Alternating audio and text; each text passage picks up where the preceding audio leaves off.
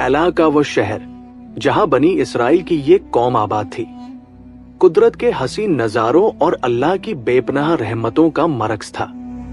समंदर की नीली लहरें न सिर्फ आंखों को सुकून देती थी, बल्कि उनके रिज़्क का सबसे बड़ा जरिया भी थी।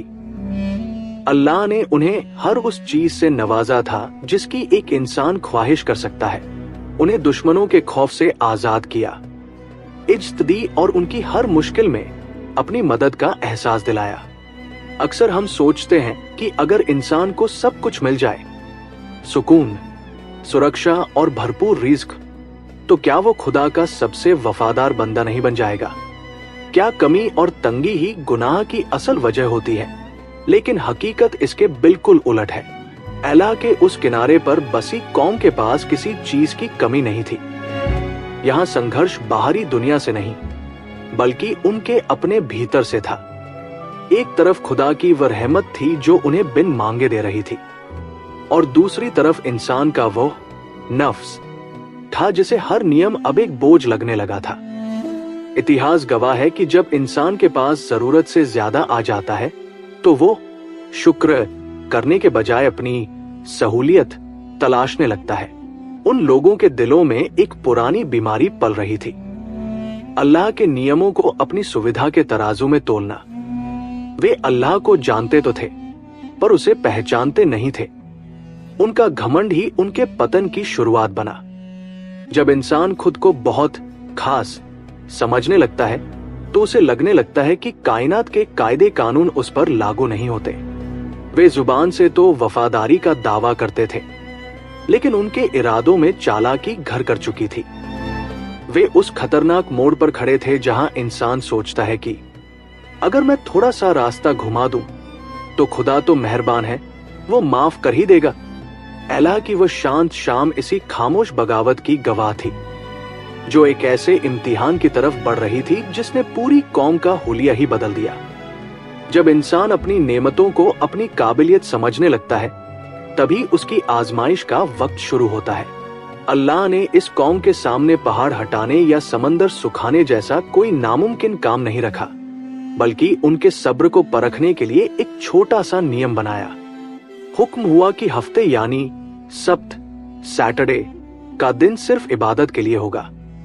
इस एक दिन उन्हें अपनी तमाम दुनियावी मशगूलियतें, अपनी तिजारत और अपना शिकार छोड़ देना होगा। सुनने में ये बात बहुत छोटी लगती है, लेकिन असल में ये उनके वक्त और उनकी आजादी पर खुदा का एक दावा था।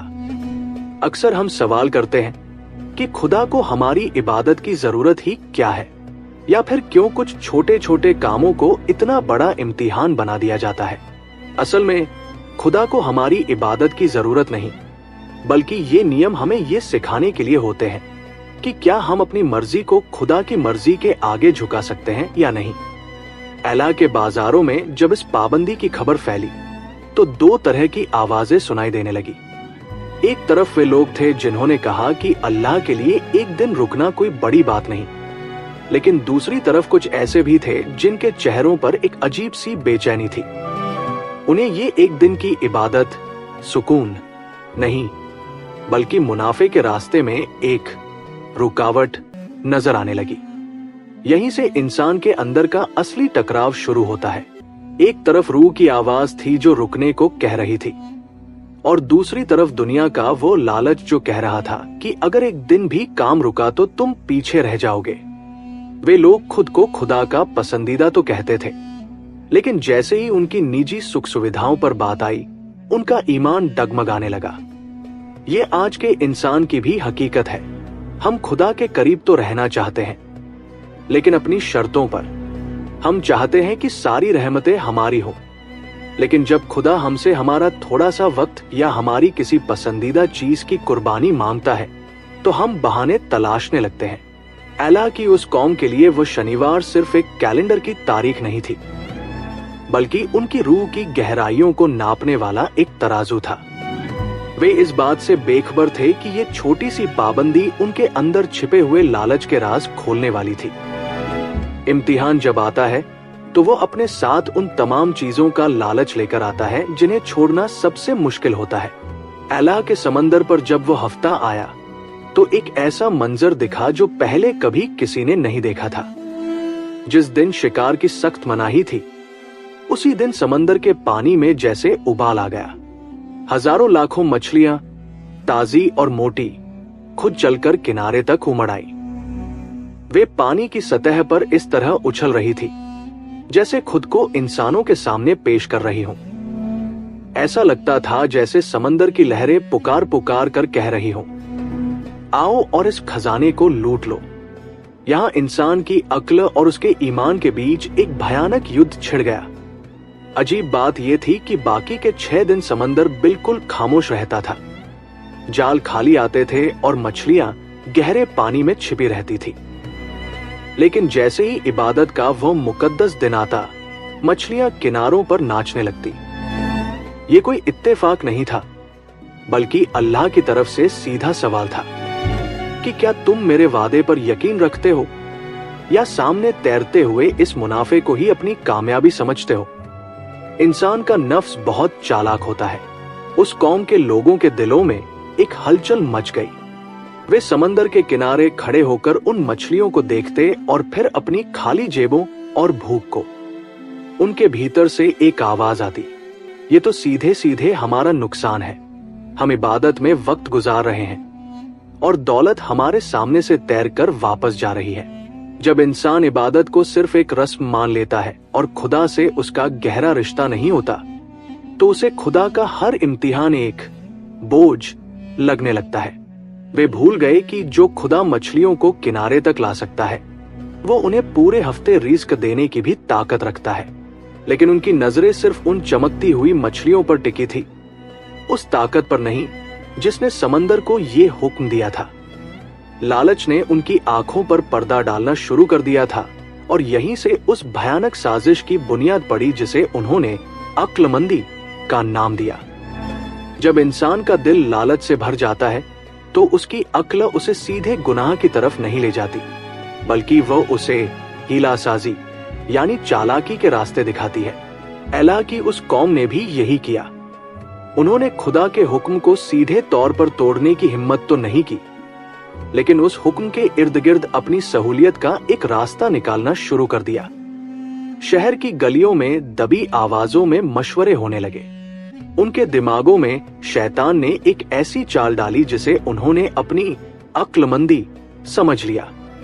एक शख्स ने कहा, अल्लाह ने हमें हफ्ते के दिन शिकार करने से मना किया है ना, तो ठीक है, हम शिकार नहीं करेंगे, लेकिन हम समंदर के किनारे छोटी छोटी नालियां और तालाब तो खोद ही सकते हैं। योजना ये थी कि शनिवार के दिन जब मछलियां किनारे की तरफ आएं, तो वे इन नालियों के जरिए गड्ढों में फंस जाएं। शिकार शनिवार को नहीं होगा, लेकिन मछलियां शनिवार को ही कैद कर ली जाएंगी। फिर जैसे ही रविवार का सूरज निकलेगा, हम उन्हें आसानी से पकड़ लेंगे। उन्होंने सोचा कि इस तरह वे अल्लाह के हुक्म को भी मान लेंगे और उनका मुनाफा भी हाथ से नहीं जाएगा। ये वो खतरनाक पल था जब एक कौम खुदा के साथ सौदेबाजी करने बैठी थी। उन्होंने अपनी इस मक्कारी को हुनर का नाम दिया। ये आज के दौर का भी एक कड़वा सच है। जब हम किसी गलत काम को सही साबित करने के लिए उसे एक नया नाम दे देते हैं। हम झूठ को मार्केटिंग कहते हैं और रिश्वत को तोहफा। एला की उस कौम को लग रहा था कि वे खुदा को धोखा देने में कामयाब हो गए हैं। उन्हें अंदाजा भी नहीं था कि खुदा शब्दों का नहीं, बल्कि नियतों का मालिक है। उनकी वे खोदी हुई नालियां दरअसल उनकी अपनी बर्बादी की खाइयां थी। जब समाज में बुराई सर उठाने लगती है, तो पूरी कौम की पहचान बदल जाती है। एला का वो शहर अब 3 अलग अलग विचारधाराओं में बंट चुका था और यही बंटवारा दरअसल उनके मुस्तकबिल का फैसला करने वाला था। पहला गिरोह उन गुनहगारों का था जो अपनी चालाकी पर गुरूर कर रहे थे। उनके घरों में अब मछलियों की भरमार थी और उनके चेहरों पर एक नकली जीत की चमक थी। वे खुद को बहुत बड़ा दिमाग वाला समझ रहे थे। उनकी महफिलों में उन लोगों का मजाक उड़ाया जाता था जो अब भी अल्लाह के नियमों को मान रहे थे। दूसरा गिरोह उन नेक लोगों का था जिनके दिल खुदा के खौफ से कांप रहे थे। ये वे लोग थे जो जानते थे कि खुदा को धोखा नहीं दिया जा सकता। वे इन गुनहगारों के पास जाते और उन्हें चीख चीख कर समझाते कि ये अक्लमंदी नहीं बल्कि खुली नाफरमानी है। उन्होंने फैसला किया कि वे खामोश नहीं रहेंगे, क्योंकि बुराई को होते देखना भी एक गुनाह है। और फिर था वो तीसरा गिरोह, खामोश तमाशाई। ये वे लोग थे जो न तो खुद शिकार कर रहे थे और न ही गुनहगारों को रोक रहे थे। वे बस किनारे खड़े होकर देख रहे थे। जब नेक लोग गुनहगारों को समझाते तो ये खामोश लोग नेक लोगों से कहते, तुम इन्हें क्यों समझाते हो? ये तो वो लोग हैं जिन्हें अल्लाह बर्बाद करने वाला है। आज का समाज भी इन्हीं 3 हिस्सों में बंटा है। कोई गुनाह की नई राहें निकाल रहा है, कोई हक की आवाज उठा रहा है, और एक बड़ी तादाद उन लोगों की है जो सब कुछ देखकर भी खामोश है। अल्लाह की उस कौम के नेक लोगों ने जब देखा कि गुनहगार नहीं मान रहे, तो उन्होंने शहर के बीच में एक दीवार खड़ी कर दी। उन्होंने खुद को उन नाफरमानों से पूरी तरह अलग कर लिया। यह दीवार सिर्फ ईंटों की नहीं थी, यह ईमान और दोहरेपन के बीच की सरहद थी। उन्हें एहसास हो चुका था कि अब नसीहत का वक्त खत्म हो चुका है और फैसले की घड़ी करीब है। नसीहत का वह आखिरी दौर भी गुजर गया जब समझाने वालों की आवाजों को मजाक में उड़ा दिया गया। नेक लोगों ने अपनी पूरी ताकत लगा दी थी कि किसी तरह इन लोगों को उस गड्ढे में गिरने से बचा ले जिसे इन्होंने खुद खोदा था। लेकिन गुनहगारों का गुरूर इस हद तक बढ़ चुका था कि उन्हें अब अपनी तबाही भी कामयाबी नजर आ रही थी।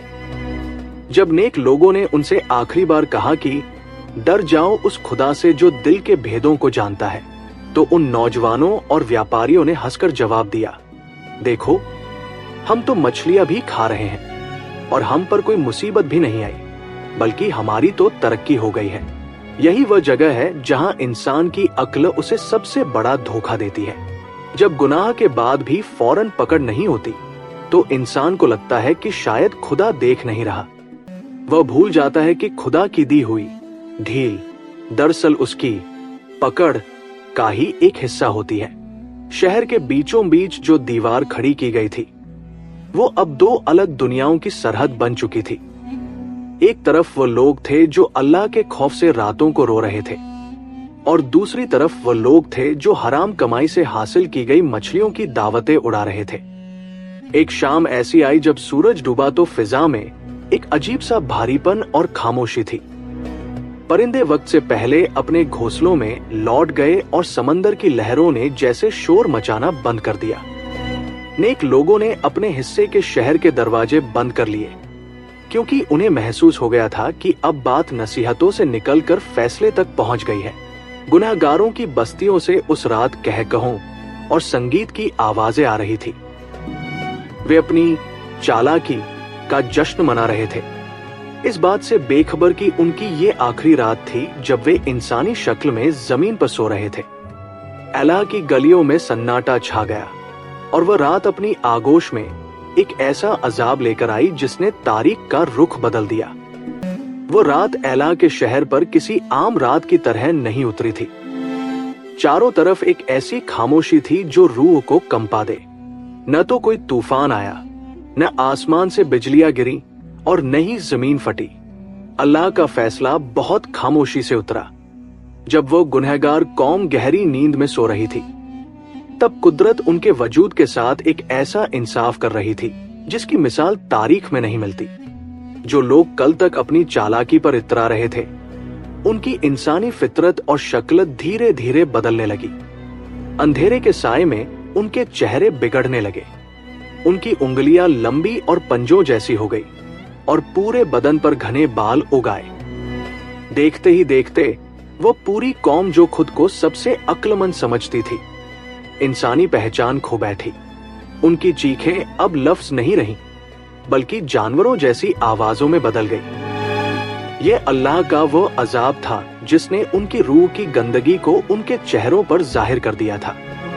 चूंकि उन्होंने अल्लाह के हुक्म का मजाक उड़ाकर जानवरों जैसी हरकत की थी, इसलिए अल्लाह ने उन्हें शक्ल भी जानवरों वाली ही दे दी। जब सुबह का सूरज निकला तो शहर का वो हिस्सा जहां नाफरमान रहते थे, पूरी तरह खामोश था। नेक लोगों ने जब दीवार के ऊपर से झांक कर देखा तो उनके रोंगटे खड़े हो गए।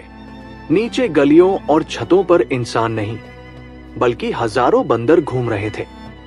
ये वही लोग थे जो कल तक इंसानी लिबास में दावतें उड़ा रहे थे। वे अभी भी वही फटे पुराने कपड़े पहने हुए थे, लेकिन उनके अंदर का इंसान मर चुका था। उनकी आंखें अब आंसुओं से भरी थी, लेकिन वो पछतावा अब किसी काम का नहीं था। अल्लाह ने दिखा दिया कि जब इंसान अपनी अक्ल को खुदा के कानून से बड़ा समझने लगता है तो वह सबसे श्रेष्ठ दर्जे से गिरकर जलील और रुस्वा जानवर बन जाता है। जब सुबह की रोशनी पूरी तरह फैल गई तो मंजर इतना डरावना था कि देखने वालों की रूह कांप गई। नेक लोग अपने घरों से बाहर निकले और उस खामोश बस्ती की तरफ बढ़े जहां कल तक रौनक थी। उन्होंने देखा कि बंदर गलियों में बदहवास होकर भाग रहे थे। ये सिर्फ शक्ल का बदलना नहीं था, बल्कि ये एक मुकम्मल जिल्लत थी। रिवायत में आता है कि जब नेक लोग अपने उन रिश्तेदारों के करीब जाते जो बंदर बन चुके थे, तो वे बंदर उनकी तरफ दौड़ते, उनके पैरों से लिपट जाते और उनकी आंखों में देखकर फूट फूट कर रोते। वे बंदर अपने रिश्तेदारों को पहचान रहे थे, लेकिन उनकी अपनी जुबान छीन ली गई थी। वे अपनी बेबसी पर चीखना चाहते थे, माफी मांगना चाहते थे, मगर अब उनके पास सिर्फ जानवर की आवाज और बेजान इशारे बचे थे। नेक लोग रोते हुए उनसे कहते, क्या हमने तुम्हें अल्लाह के अजाब से नहीं डराया था? क्या हमने तुम्हें नहीं कहा था कि अल्लाह की पकड़ बहुत सख्त है? जवाब में वे बंदर सिर्फ सर झुका लेते और जमीन पर गिरकर तड़पने लगते। उनकी वो अक्लमंदी जिस पर वे कल तक नाच रहे थे, आज उन्हें सबसे निचली सतह पर ले आई थी। अल्लाह का ये अजाब इतना शदीद था कि वे लोग इस हाल में ज्यादा दिन जिंदा न रह सके। कहा जाता है कि वे बंदर बने हुए लोग न कुछ खा सके और न ही पी सके। उनकी रूहें उस बदले हुए बदन के अंदर घुटने लगी। सिर्फ 3 दिन के अंदर वह पूरी कौम जिसने अल्लाह के कानून के साथ मजाक किया था, तड़प तड़प कर खत्म हो गई। उनकी लाशें शहर की गलियों में बिखरी पड़ी थी, जो आने वाली नस्लों के लिए एक इबरतनाक सबक थी। अल्लाह ने उन्हें दुनिया के लिए एक मिसाल बना दिया कि जो कौम अपनी चालाकी से दीन का रास्ता बदलना चाहती है, उसका अंजाम मौत से भी बदतर होता है। उनकी पूरी विरासत, उनकी दौलत और उनका गुरूर मिट्टी में मिल गया और पीछे रह गई तो सिर्फ उनकी रुसवाई की एक दास्तान। असहाब सब्त का ये वाकया महज इतिहास की कोई पुरानी कहानी नहीं है, बल्कि ये आज के दौर का सबसे साफ आईना है। आज हम उस दौर में जी रहे हैं जहां हमने भी गुनाहों के नए नाम रख लिए हैं। हम सूद को मुनाफा कहते हैं, रिश्वत को तोहफा का नाम देते हैं और अपनी हवस व लालच को स्मार्टनेस कहकर सही ठहराते हैं। हम भी वही कर रहे हैं जो उस कौम ने किया था। अल्लाह के कानून को सीधे तौर पर नहीं तोड़ते, बल्कि उसे अपनी सहूलियत के हिसाब से घुमा देते हैं। याद रखें, अल्लाह शब्दों का नहीं बल्कि नियतों का मालिक है। वो हमारी जुबान की चालाकी नहीं बल्कि हमारे दिल का इखलास देखता है। उस कौम का जुर्म सिर्फ मछली पकड़ना नहीं था, बल्कि उस खुदा को धोखा देने की कोशिश करना था जिसने उन्हें सब कुछ दिया था। आज हमारे चेहरे शायद बंदरों जैसे न बदले, लेकिन अगर हमारे अंदर का इंसान मर चुका है और हमारे दिल पत्थर के हो चुके हैं, तो क्या ये उस अजाब से कम है जब इंसान का ज़मीर मर जाता है और वो हराम को हलाल समझकर खाने लगता है, तो उसकी रूह की शक्ल वैसे ही बिगड़ जाती है जैसे उस कौम के चेहरे बिगड़ गए थे। ये कहानी हमें पुकार पुकार कर चेतावनी दे रही है कि खुदा की ढील से कभी धोखा न खाएं। वो मोहलत देता है ताकि हम संभल जाएं, लेकिन जब उसका फैसला आता है तो फिर कोई चालाकी और कोई तर्क काम नहीं आता। हमें खुद से ये सवाल पूछना होगा, क्या हम भी अपनी छोटी सी दुनिया बनाने के लिए बड़े खुदा के हुक्म से खेल रहे हैं? क्या हम भी उसी दीवार के गलत तरफ खड़े हैं जहां सिर्फ रुसवाई है? वक्त अब भी है कि हम अपनी नियतों को साफ करें और दिखावे की इबादत के बजाय वफादारी का रास्ता चुनें, इससे पहले कि हमारी रूहें भी जिल्लत के अंधेरे में खो जाएं। हमें खुदा की तरफ पलट आना चाहिए, क्योंकि अंत में सिर्फ वही बचेगा जिसकी नीयत साफ होगी और जिसका यकीन सच्चा होगा।